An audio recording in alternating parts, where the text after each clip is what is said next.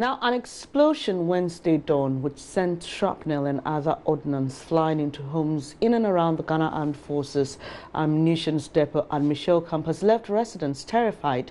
The residents speak of an explosion that let out a ball of fire, followed by a series of explosions shortly after midnight on Wednesday, which kept them awake for the rest of the night.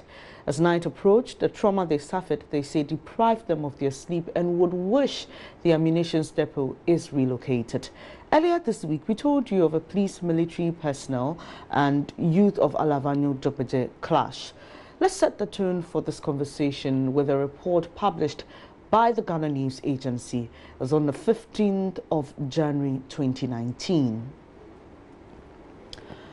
So it says sophisticated weapons in Alavanyo are a threat. Security, police.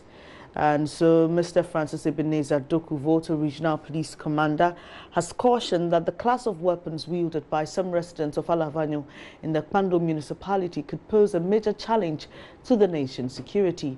He said some young people in the traditional area possessed AK-47 rifles, some SMGs, MI6, among others, and underscored the need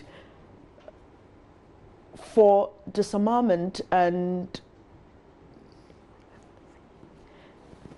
demobilization in the farming area, also known for the manufacturing of small arms. So in that GNA report, the police is reported to have said that some young people in the Alavanyo area possessing some AK-47 rifles, SMGs, M16s, among others. Now, this morning, we have Johnson Asante. He's Senior Programs Manager at the Small Arms Commission.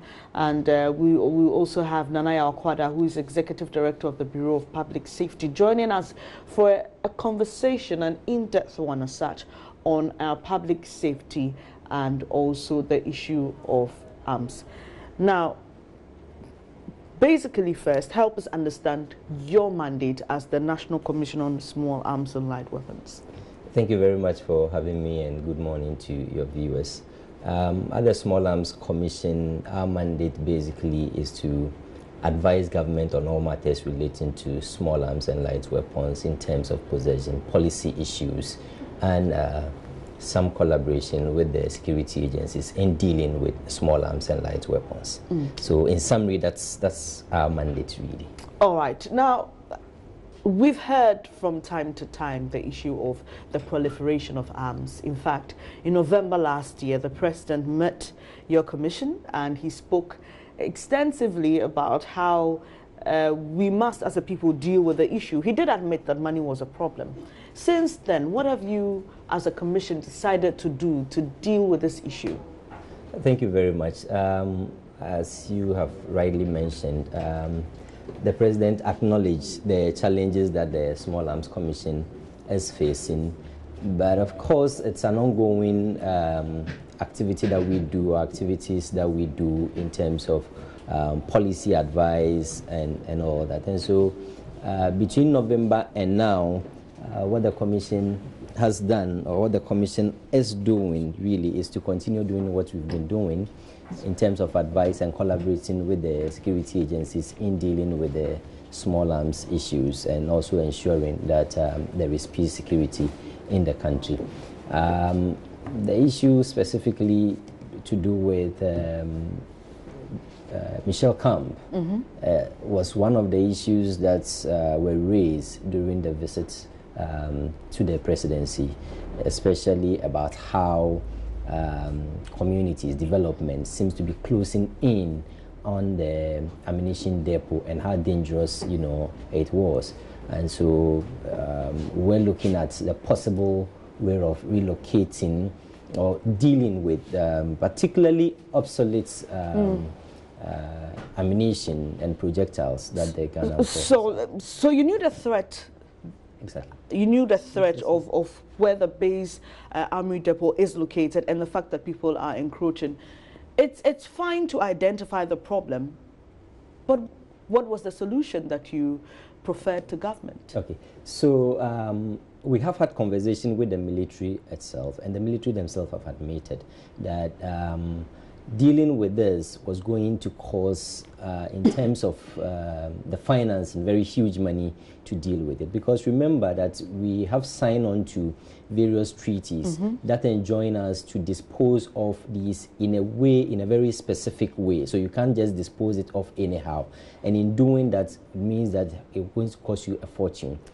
Sorry to cut in. Are we talking about the weapons belonging to the military? Exactly. You want to dispose them? We are talking about the obsolete ones that they do not need. Okay. Now, some of them as old as 1957 or beyond, and the military, as we speak, probably do not even have the equipment to fire some of them as we speak. And so it was one of the issues that we brought up to say that we need to find a way of disposing this off. And of course, the military themselves acknowledge that this is a challenge, and disposing of these in a way that the international community expects us to do, also in order not to endanger lives, in order not to endanger aquatic lives also, in terms of going to throw it in the sea. I mean, it's all issues that you need to discuss and have a very scientific way of disposing it off, in order not to further endanger lives and property the way you want to do it. And so in protecting life, you don't endanger further lives. So these are conversations that are ongoing. Unfortunately,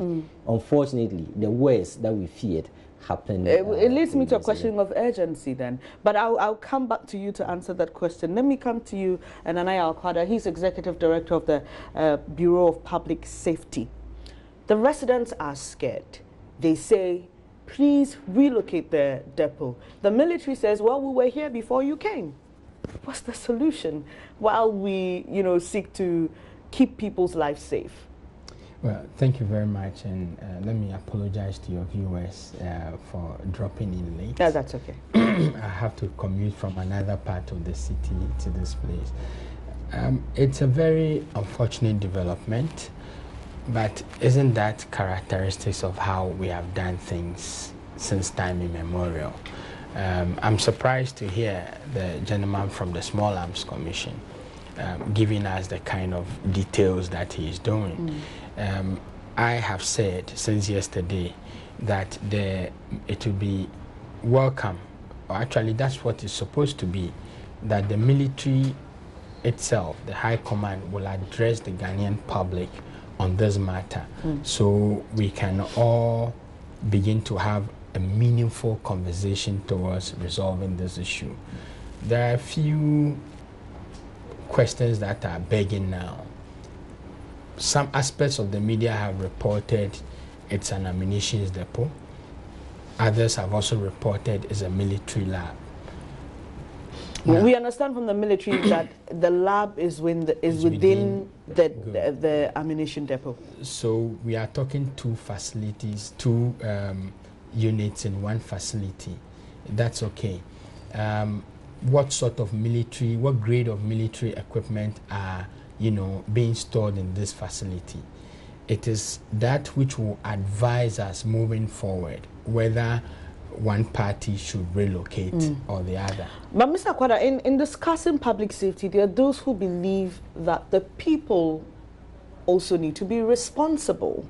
So if you have, for example, the argument advanced by the Ghana Armed Forces that we were here, and in fact I spoke to the Director of Public Affairs, and he believes that some people may even be there without the right papers or to the lands that they are occupying. Aren't we, in addressing the issue of public safety with regards to this particular one, expecting too much from the Ghana Armed Forces and allowing the people who also need to be responsible to get off the hook? Let's understand that I have not called for any party to relocate as yet. I have called for us to understand what grade of military equipment are being stored in this facility. Now, hinged on that, we can begin to make calls as to who should move and who should not.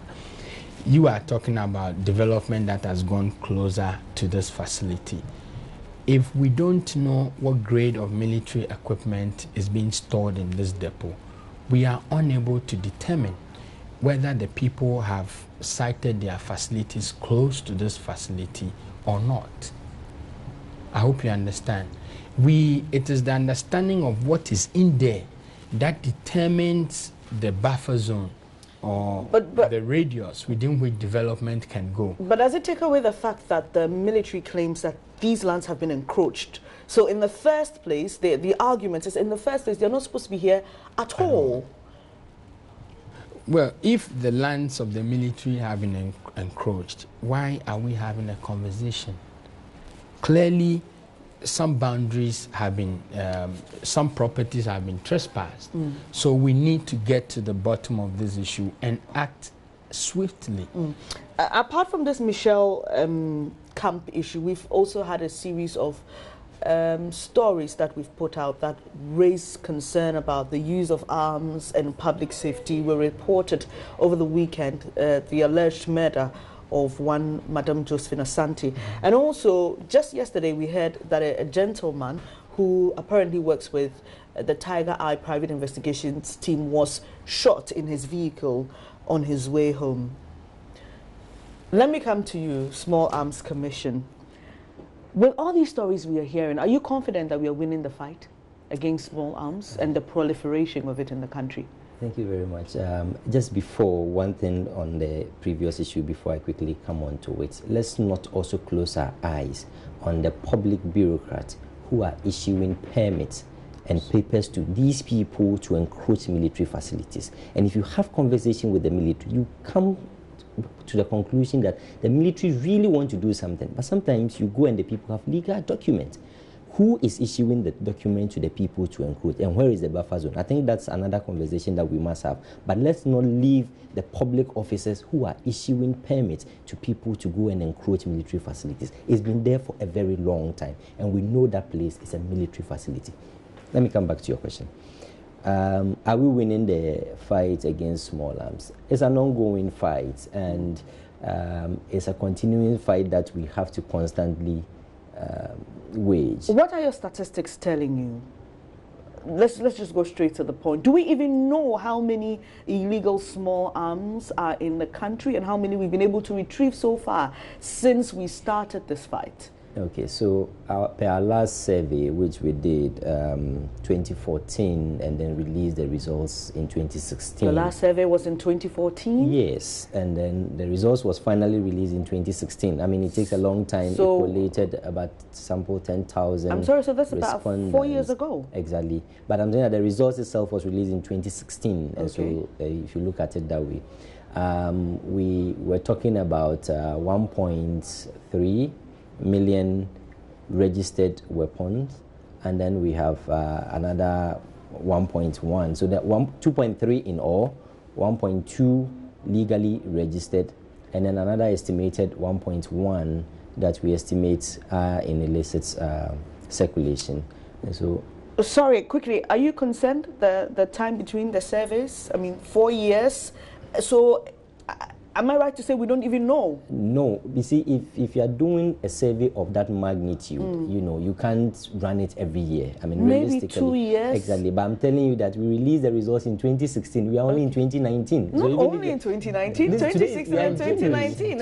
It's quite a long time. We are in January. But let me take Nana Yawakwada's reaction to that quickly and briefly. Well, it would have been great to have, you know, a lot more current statistics, especially when I do not know what goes into the having the survey and all that. It's difficult to critique them, but I think that you guys must work towards making your statistics a bit more current, because public safety is a very, very fluid situation that we can't afford to be 5 years behind some of these things.